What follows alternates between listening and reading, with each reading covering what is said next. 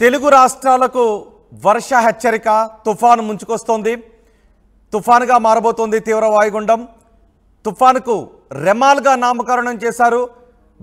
Bangladesh west Bengal మధ్య ఈ తుఫాన్ తీరం దాటే అవకాశం ఉంది అని వాతావరణ శాఖ అధికారులు చెప్తున్నారు. కోస్తాంధ్ర తీరంలో అల్లకల్లోలంగా ఉంది సముద్రం. ప్రధాన పోర్టులో ప్రస్తుతం 1వ నెంబర్ ప్రమాద హెచ్చరికను జారీ చేశారు. తీరం వెంట బలమైన ఈదురుగాలులు వీస్తాయని వాతావరణ శాఖ అధికారులు చెప్తున్నారు. గంటకు 90 నుంచి 100 కిలోమీటర్ల వేగంతో గాలులు వీస్తున్నాయి. తుఫాను ప్రభావంతో తెలుగు రాష్ట్రాల్లో వర్షాలు కురుస్తాయి. 2 రోజుల పాటు తేలికపాటి నుంచి మోస్తరు వర్షాలు కురుస్తాయని వాతావరణ శాఖ అధికారులు చెప్తున్నారు. తెలంగాణలోనూ తుఫాను ప్రభావంతో వర్షాలు కురుస్తాయని వాతావరణ శాఖ అధికారులు చెప్తున్నారు. రాబోయే 48 గంటల్లో తుఫాను ప్రభావం ఏ విధంగా ఉంటుందనే వివరాలు మా ప్రతినిధి నాయుడు వాతావరణ శాఖ అధికారులతో వివరిస్తారు. బంగాళాఖాతంలో ఏర్పడిన వాయుగుండం ప్రభావంతో పూర్తిగా సాయంత్రానికి తుఫానుగా మారే అవకాశం ఉందని ఇప్పటికే వాతావరణ శాఖ అధికారులు అయితే చెప్తున్నారు. ఈ ప్రభావంతో పూర్తిగా రాష్ట్ర వ్యాప్తంగా విస్తారంగా వర్షాలు కూడా కురుస్తున్న పరిస్థితి. ప్రస్తుతం మనతో ఇదంతా మాట్లాడేందుకు వాతావరణ శాఖ అధికారి సునంద మేడం గారు ఉన్నారు. మేడం చెప్పండి, ఏ విధంగా చూడొచ్చు బెంగాళాఖాతంలో ఏర్పడిన వాయుగుండ ప్రభావం ఎంతవరకు ఉంటుంది? ఈ యొక్క వాయుగుండ ప్రభావం అనేది మన పశ్చిమ మధ్య బంగాళాఖాతంలో అలాగే మధ్య బంగాళాఖాతంలో దీని ప్రభావం అనేది ఎక్కువ ఉంటుంది. ఇప్పటికైతే అవుటర్ బ్యాండ్స్ అంటే ఈ సిస్టమ్ తాలూకా అవుటర్ బ్యాండ్స్ అనేవి కూడా మన ఆంధ్ర రాష్ట్రాన్ని బోర్డర్ దగ్గర ఉన్నాయి. అంచేత ఈవెన్ మన ఆంధ్ర రాష్ట్రం చాలా వరకు నార్త్ కోస్ట్లో ఆంధ్రప్రదేశ్ అంతా కూడా క్లౌడీగా ఉన్న పరిస్థితి ఉంది. వెన్ ఎవర్ ఈ యొక్క డెన్స్ క్లౌడ్ మాస్ మన ఆంధ్ర రాష్ట్రం మీదకు వస్తే ఇప్పుడు ఎక్కువగా నార్త్ కోస్ట్లో ఆంధ్ర మీద ఒకవేళ వచ్చినట్లయితే అక్కడ మోస్తరు నుంచి భారీ వర్షం వరకు నమోదవుతుంది. అదర్వైజ్ క్లౌడీగానే ఉంటూ తేలికపాటి జల్లులు అయితే ఉండే అవకాశం అయితే కనబడుతూ ఉంది. సో ఇక ప్రస్తుతం ఇది తీవ్ర వాయుగుండంగా కొనసాగుతుంది.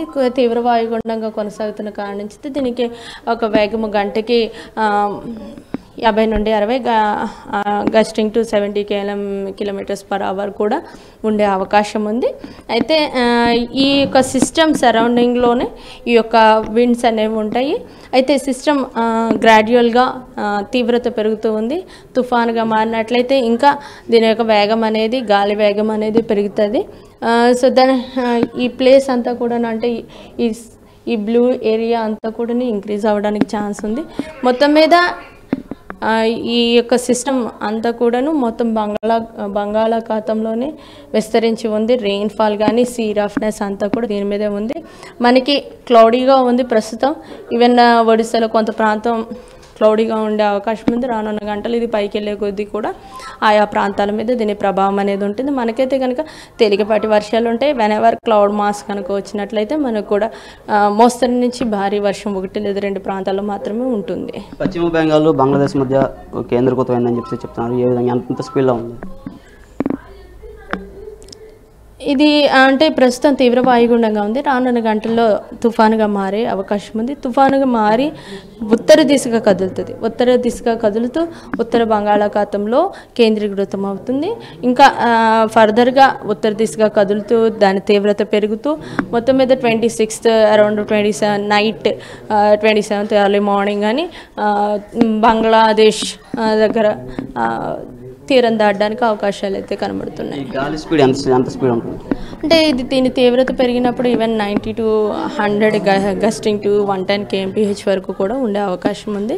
So at that time even ఇంకా సిస్టమ్ కొంచెం అంటే దానికి ఇంటెన్సిటీ పెరిగే కొద్దీ కూడా కొంచెం విండ్స్ పెరగడానికి అవకాశాలు ఉన్నాయి. సముద్రం రఫ్గా ఉండే అవకాశం ఉంది. ఎస్, ఈ ప్రాంతం అంతా కూడా ఇప్పటికే ఈ ప్రాంతం అంతా కూడా రఫ్నెస్ అనేది ఎక్కువ ఉంటుంది. సముద్రం అల్లకల్లోలంగా ఉంటుంది. ఈ ప్రాంతంలోనికి మత్స్యకారులు కానీ బిగ్ వెసల్స్ని కానీ వెళ్ళరాదని ఇప్పటికే హెచ్చరికలు జారీ చేశాం. మన ఆంధ్ర రాష్ట్రంలో ఉన్న అన్ని పోర్ట్స్కి కూడాను మొదటి ప్రమాద హెచ్చరిక ఇవ్వడం జరిగింది DC1. అలాగే సెక్షన్ సిగ్నల్ నంబర్స్ 2, 3 కూడా ఇవ్వడం జరిగింది. తెలుగు రాష్ట్రాలకు ఏ విధంగా ఎఫెక్ట్ ఉంటుంది తుఫాన్? అంటే తెలుగు రాష్ట్రాల్లో అయితే మనకి చాలా ప్రాంతం క్లౌడీగా ఉంటుంది. ముఖ్యంగా నార్త్ కోస్ట్లో ఆంధ్రప్రదేశ్లో ఉన్నటువంటి మోస్ట్ ఆఫ్ ది ఏరియా అంతా కూడాను ఈరోజు క్లౌడీగా ఉన్న పరిస్థితి ఉంది. బట్ వన్స్ సిస్టమ్ పైకి వెళ్ళే కొద్దీ కూడా ఈ క్లౌడీనెస్ తగ్గే అవకాశం ఉంది. యాజ్ వెల్ యాజ్ అక్కడక్కడ 1 లేదా 2 చోట్ల తేలికపాటి వర్షాలు ఉంటూ ఎక్కడైతే డెన్స్ క్లౌడ్ మాస్ కనుక లోపలికి అంటే ల్యాండ్ మీదకి వచ్చినప్పుడు అక్కడ మోస్తరు నుంచి భారీ వర్షం కూడా నమోదవడానికి అవకాశం ఉంది. తుఫాన్కి ఏమైనా పేరు పెట్టారా? వన్స్ తుఫాన్ అవ్వగానే నేమ్ ఉంది, రెమల్ అని అంటున్నారు.